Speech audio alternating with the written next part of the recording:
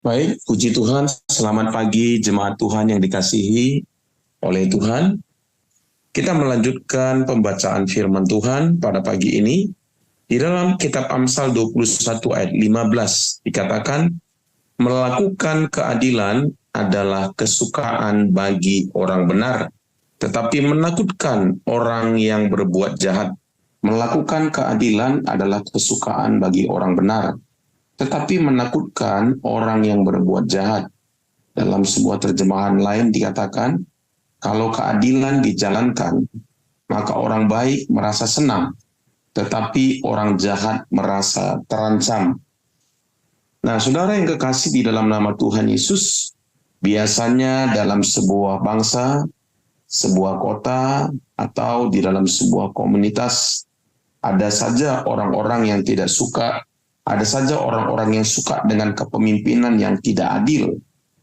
Kenapa? Sebab dengan ketidakadilan, maka mereka dapat hidup. Jadi ada memang orang-orang yang senang dengan ketidakadilan.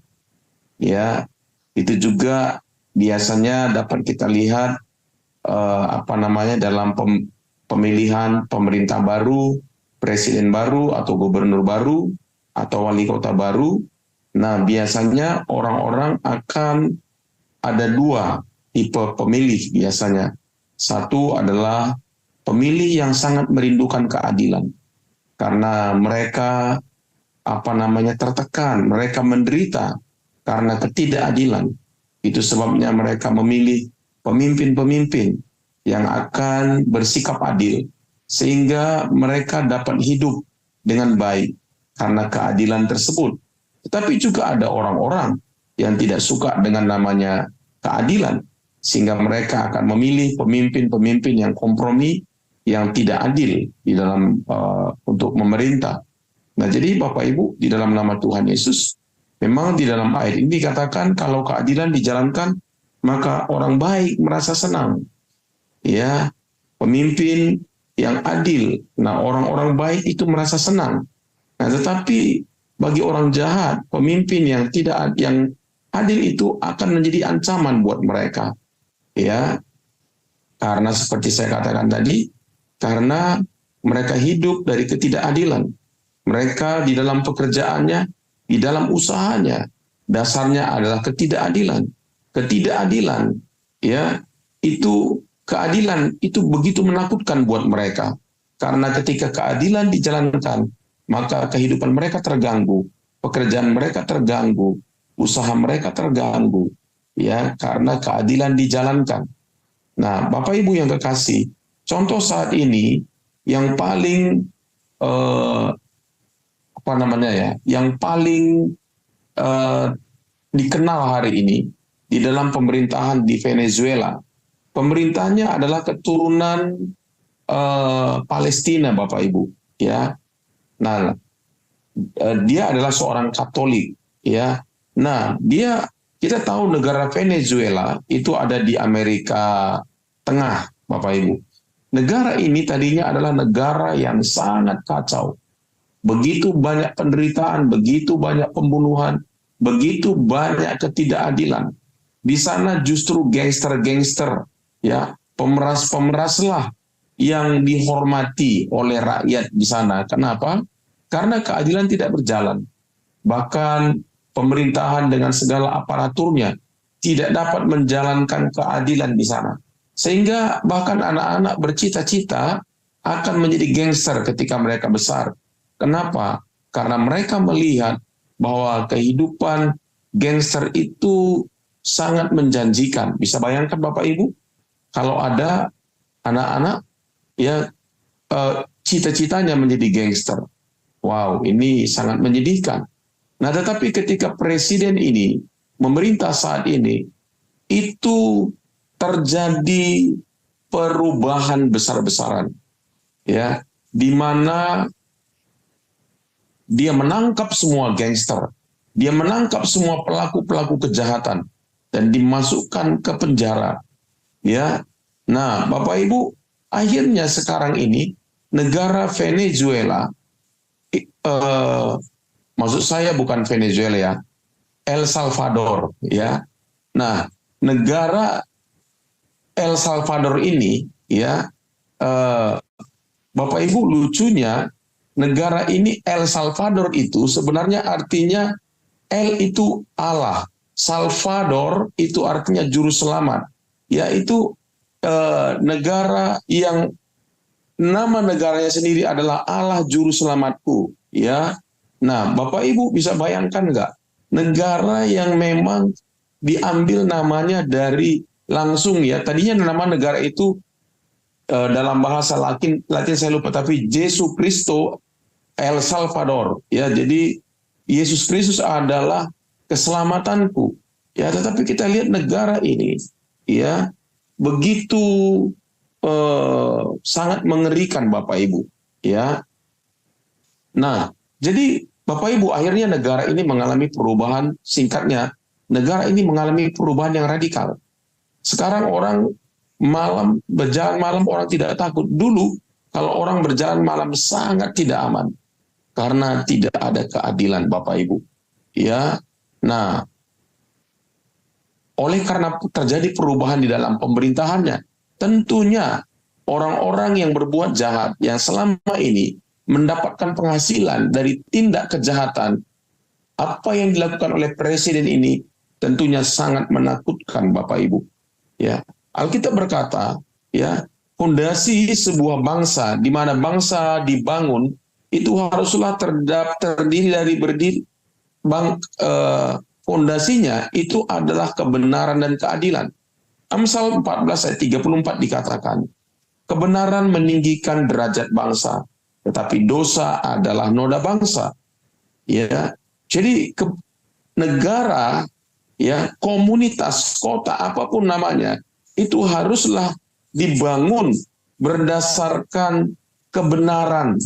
Nah, di dalam kitab Amsal 12 ayat 17 dikatakan, siapa menyatakan kebenaran, menyatakan apa yang adil, tetapi saksi dusta menyatakan tipu daya.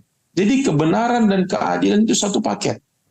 Ya, jadi kalau orang hidup dalam kebenaran, maka sesungguhnya dia juga hidup dalam keadilan. Atau sebaliknya, orang yang hidup dalam keadilan juga menyatakan kebenaran. Jadi ini satu paket yang tidak dapat dipisahkan, ya, di dalam kehidupan kita sebagai orang-orang percaya.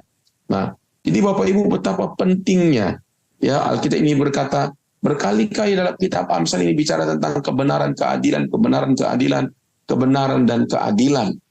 Ya, karena memang manusia sudah jatuh ke dalam dosa, manusia sudah kehilangan kebenaran, manusia sudah kehilangan keadilan. Ya, karena manusia yang jatuh ke dalam dosa, hidupnya begitu egois, mereka melanggar kebenaran, mengabaikan keadilan untuk mereka dapat hidup.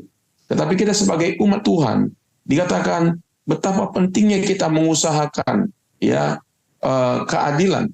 Di dalam kitab Yesaya 1 ayat 17 dikatakan begini, belajarlah berbuat baik, usahakanlah keadilan, kendalikanlah orang kejam, belalah hak anak-anak yatim, perjuangkanlah perkara janda-janda. Jadi di dalam ayat ini dikatakan usahakanlah keadilan. Ya, jadi betapa pentingnya kita, Bapak Ibu, di dalam kehidupan ini sebagai orang percaya mengusahakan keadilan. Ya, sebab apa? 2 hari yang lalu kita belajar tentang salah satu sifat Allah adalah Dia adalah Allah yang adil. Ya, Dia adalah Allah yang adil. Ada nyanyian berkata, ya, Allah yang perkasa, adillah Dia. Jadi kita sebagai pengikutnya, kita diperintahkan juga, Bapak Ibu, untuk membawa keadilan. Ya, kita diminta untuk membawa keadilan. Kita diminta untuk mengusahakan keadilan dalam hidup ini. Ya, seorang profesor Harvard University yang bernama Michael Sandel mendefinisikan keadilan sebagai berikut. Keadilan disebutkan sebagai memaksimalkan kesejahteraan, menghormati kebebasan, mempromosi kebaikan atau kebajikan. Jadi kalau kita dalam hidup ini mau mengusahakan keadilan, itu artinya kita memaksimalkan kesejahteraan. Itu artinya kita menghormati kebebasan. Itu artinya kita mempromosikan kebajikan. Yeremia 29 ayat 7 berkata demikian. Usahakanlah kesejahteraan kota, kemana kamu aku buang, dan berdoalah untuk kota itu kepada Tuhan, sebab kesejahteraannya adalah kesejahteraanmu. Ya, nah itu artinya kemanapun Tuhan tempatkan kita, ya di kota kita, di bangsa kita, ya di mana kita berada hari ini, itu bukanlah sebuah kebetulan. Tuhan mau kita ada di kota kita, di bangsa kita, dimanapun hari ini kita berada, supaya kita mengusahakan kesejahteraan kota di mana kita ada hari ini. Tadi seperti yang saya katakan, keadilan itu sama dengan memaksimalkan kesejahteraan, menghormati kebebasan, mempromosikan kebajikan. Itu artinya bahwa umat Tuhan, orang percaya, tidak boleh hanya berpikir tentang kehidupan sendiri. Kadang-kadang kecenderungan kita sebagai umat percaya adalah kita hanya berpikir tentang diri kita. Ya, kita berdoa supaya Tuhan berkati kita berdoa supaya keluarga kita baik-baik, kita berdoa supaya hidup kita sejahtera. Itu tidak salah, tapi tidak cukup hanya sampai di situ Bapak Ibu.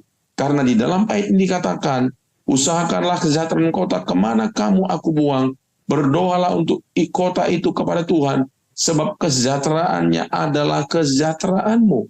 Artinya Bapak Ibu, kalau kota kita sejahtera, maka kita pun akan sejahtera. Bapak Ibu ingat kisah tentang Lot, ya, dia adalah kerabat daripada Abraham. Ketika Lot memilih untuk tinggal di Sodom dan Gomora, Bapak Ibu, ya, Lot adalah orang benar. Ya, ketika Lot ada di Sodom dan Gomora, dia tidak berbuat apa-apa. Ya, ketika Tuhan hendak memusnahkan Sodom dan Gomora, maka Tuhan memberitahukan itu kepada Abraham bahwa dia akan menghancurkan kota Sodom dan Gomora. Tapi Abraham sebagai kerabatnya, ya kalau tidak salah dia adalah pamannya, karena Lot ini adalah anak daripada saudara Abraham. Lalu Abraham berkata kepada Tuhan, masakan engkau menghancurkan orang benar dan orang yang tidak benar? Masakan engkau melakukan hal itu? Nah, lalu Abraham minta supaya Tuhan berkata, kalau ada 50 orang di sana yang benar, aku tidak akan hancurkan. Turun sampai 10. Bapak Ibu, tapi juga Tuhan tidak dapatin 10 orang. Bayangkan, Lot suami istri sudah 2. Dia punya 2 anak, ada 4. Selama hidupnya, ada di kota tersebut, Lot tidak melakukan apapun, sehingga tidak ada bahkan 10 orang yang orang benar. Nah, akibatnya apa? Kota Sodom dan Gomora dihancurkan oleh Tuhan. Bapak Ibu, demikian dengan kita. Kita tidak dapat hanya berpikir tentang diri kita. Ya, kalau ya dosa semakin berkembang di kota kita, kalau dosa ya semakin merajalela di kota kita, maka cepat atau lambat, suka atau tidak suka, maka kehidupan kita sebagai umat yang percaya juga akan mengalami ancaman, Bapak Ibu. Itulah sebabnya mengapa kita terus perlu berdoa buat bangsa kita. Kita perlu terus berdoa buat kota kita. Bukan hanya juga berdoa, tetapi kita juga mengusahakannya dengan cara-cara tindakan-tindakan nyata di dalam kehidupan kita. Ya, jadi Bapak Ibu, kita perlu ya melakukan tindakan nyata dengan perbuatan-perbuatan kita, ya, bukan hanya dengan doa kita. Kita diminta terlibat ya untuk mensejahterakan kota kita, ya. Kita ditaruh Tuhan di muka bumi ini, di kota kita, di bangsa kita, menjadi warga negara Indonesia, menjadi warga kota kita, kota Medan, Binjai dan lain yang daerah sekitarnya. Kita ditaruh supaya apa? Kita membawa kesejahteraan. Nah, bagaimanakah caranya kita membawa kesejahteraan di kota kita, Bapak Ibu? Ya. Nah, Saya merenungkan ayat ini kemarin. Saya pikir ada 3 hal ya kita bisa berkontribusi, menolong, ya membawa keadilan, kesejahteraan bagi kota kita. Ya, yang pertama Bapak Ibu, ya secara pribadi kita tidak ikut melakukan kejahatan saja, itu sudah sangat menolong, berkontribusi bagi kota dan bangsa kita. Kita tidak ikut melakukan kejahatan dalam berbagai bentuk di dalam hidup kita, di dalam pekerjaan kita, di dalam usaha kita, ya. Contohnya kalau Bapak Ibu pegawai negeri, kalau Bapak Ibu adalah pegawai di perusahaan swasta, atau Bapak Ibu memiliki bisnis, Bapak Ibu melakukan, ya tidak ikut melakukan kejahatan, ya itu sudah berkontribusi bagi bangsa kita. Jadi Bapak Ibu kita nggak usah berpikir hal-hal yang wow, apakah aku bisa, kontribusi apa yang aku bisa berikan. Ya, Bapak Ibu, seperti yang saya katakan bahwa kita tidak ikut melakukan kejahatan saja, itu sudah merupakan kontribusi yang baik bagi kota dan bangsa kita. Ya, orang-orang di sekitar kita mungkin melakukan kejahatan, tindakan-tindakan kejahatan, ya itu, tetapi kita tidak ikut untuk melakukannya. Ya, itu saja sudah memberikan kontribusi. Nah, yang kedua, ya. Melakukan pekerjaan kita sebaik mungkin, ya tadi tidak ikut melakukan kejahatan, sekarang melakukan pekerjaan kita sebaik mungkin, ya itu sudah memberi kontribusi positif bagi bangsa ini, ya kita melakukan yang terbaik, ya yang sesuai dengan apa yang diminta untuk kita kerjakan, kita melakukan bisnis dengan baik, ya itu saja sudah merupakan kontribusi yang baik, ya yang bisa kita berikan kepada bangsa kita. Jadi kita sebagai orang percaya, ya kita misalnya tidak korupsi waktu, kita mempergunakan waktu kita sebaik-baiknya di dalam pekerjaan kita, kita melakukan pekerjaan kita dengan baik, ya itu saja sudah merupakan kontribusi, ya bagi bangsa kita. Bisa bayangkan nggak kalau orang-orang Kristen melakukan hal yang sederhana saja, yang demikian saja, itu sudah memberikan kontribusi yang positif, itu sudah mengurangi kejahatan, itu sudah mengurangi ketidakadilan. Nah yang ketiga, melaksanakan apapun yang dapat kita lakukan lebih besar dari hanya untuk kepentingan kita, maka itu jauh lebih besar lagi kontribusi kita Bapak Ibu bagi kota kita, bagi bangsa kita. Ya, kita melakukan apapun yang dapat kita lakukan lebih besar dari hanya untuk diri kita. Seorang pebisnis, ya yang tidak memanfaatkan rekan bisnisnya untuk keuntungan pribadi, tetapi seorang pebisnis yang justru membangun orang-orang yang menjadi rekan bisnisnya. Wow, itu Bapak Ibu sudah luar biasa. Ya, seorang karyawan yang bukan hanya bekerja ya untuk yang bisa dia kerjakan sesuai dengan pekerjaannya, tapi dia juga menolong karyawan yang lain untuk bisa maksimal dalam hidupnya. Itu sudah merupakan kontribusi yang besar bagi bangsa kita. Jadi Bapak Ibu, kita dapat melakukannya. Kita nggak usah bingung, apa yang dapat aku lakukan? Hal-hal kecil yang kita lakukan yang tidak kelihatan. Selalu biasanya hal kecil yang kita lakukan tidak kelihatan pada awalnya. Sama seperti satu benih pohon yang pertama, itu akan menjadi pohon-pohon dan akan menghasilkan hutan. Jadi mulai dari yang kecil Bapak Ibu. Ya. Nah, apalagi yang bisa kita dapat lakukan? Ya, selain daripada perbuatan-perbuatan baik yang bisa kita kerjakan, kita juga bisa membangun kehidupan pribadi kita. Kita memiliki kualitas hidup yang baik, ya apalagi seperti di kota kita hari-hari ini. Kita tidak ikut saja menjadi salah satu pelanggar lalu lintas di kota kita. Wow, itu sudah mendatangkan kebaikan bagi kota kita. Bapak Ibu, kita harus menjadi orang yang berbeda. Kita nggak boleh menjadi orang yang sama, ikut-ikutan melanggar aturan pemerintah, aturan lalu lintas melawan arah dan lain sebagainya. Kita melakukan memiliki kualitas hidup yang baik. Itu contoh sederhana di dalam kehidupan kita. Saudara bisa bayangkan kalau seandainya orang-orang Kristen mengerti hal ini, mereka tidak melanggar arus lalu lintas dan lain sebagainya, maka kota kita akan semakin tentram, Bapak Ibu. Berapa persen orang Kristen di kota kita contohnya tidak ikut-ikutan melakukan pelanggaran lalu lintas? Itu saja sudah mendatangkan kesejahteraan, Bapak Ibu. Ya, nah hal-hal kecil apalagi? Mungkin kalau kita sudah berkeluarga, kita membangun keluarga yang baik, sehingga anak-anak kita tidak menjadi sumber masalah di sekolah mereka, di kampus mereka. Mereka tidak menjadi sumber masalah. Ketika kita membangun kehidupan keluarga yang baik, ya, kehidupan rumah tangga kita bisa menjadi berkat. Kita menjadi bisa pertolongan bagi keluarga-keluarga yang lain. Bahkan mungkin mereka yang bukan Kristen. Karena saya percaya hari-hari ini, orang lebih mementingkan kehidupan yang baik daripada sekadar beragama. Orang sudah bosan dengan yang namanya sekadar beragama. Mereka lebih tertarik dengan perubahan hidup. Kalau kita memiliki keluarga yang baik, Bapak Ibu, ini akan menjadi pertolongan bagi keluarga-keluarga yang lain di kota kita.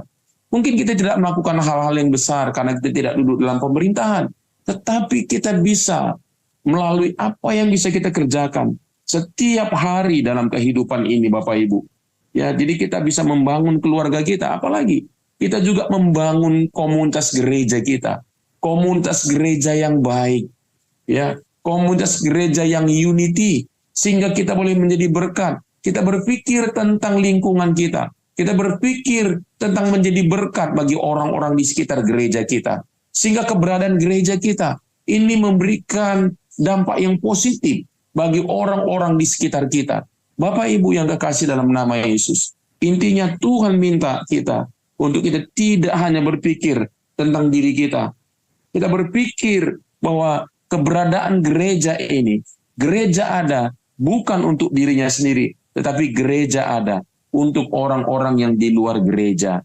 Jadi bukan hanya untuk dirinya sendiri. Nah, ini yang perlu kita kita renungkan bersama-sama. Kita adalah pribadi-pribadi yang membawa damai sejahtera di mana kita ada, di lingkungan kita, ya, di kota kita, di komunitas kita, ya, bahkan di bangsa ini.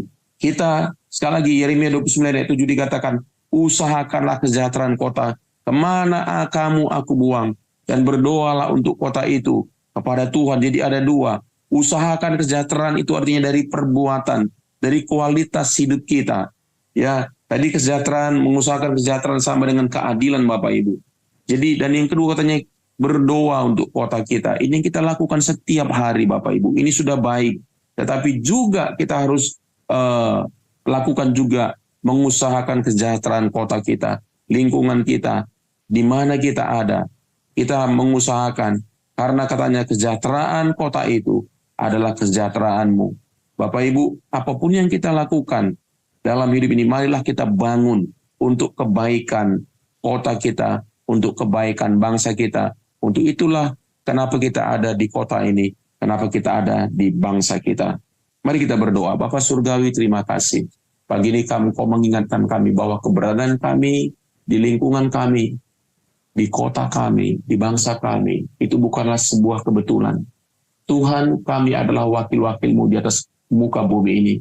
Kami berasal dari surga, warga negara kerajaan surga. Engkau taruh di muka bumi ini, untuk kami boleh membawa nama-Mu, untuk kami boleh membawa kebenaran dan keadilan di mana kami ada, dalam berbagai bidang kehidupan kami, pekerjaan, usaha, keluarga, apa saja Tuhan dalam hidup ini. Engkau mau di bidang apapun kami ada, Tuhan Kau mau kami membawa kesejahteraan di sana. Engkau mau kami membawa keadilan, kebenaran di sana. Urapi kami semua Tuhan, jemaat-Mu, urapi kami, supaya kami memiliki kesadaran ini, sehingga dengan keberadaan kami, kota kami, lingkungan kami, bangsa kami, bahkan akan menjadi diberkati oleh keberadaan kami. Terima kasih Bapa, di dalam nama Yesus kami sudah berdoa dan mengucap syukur. Amin.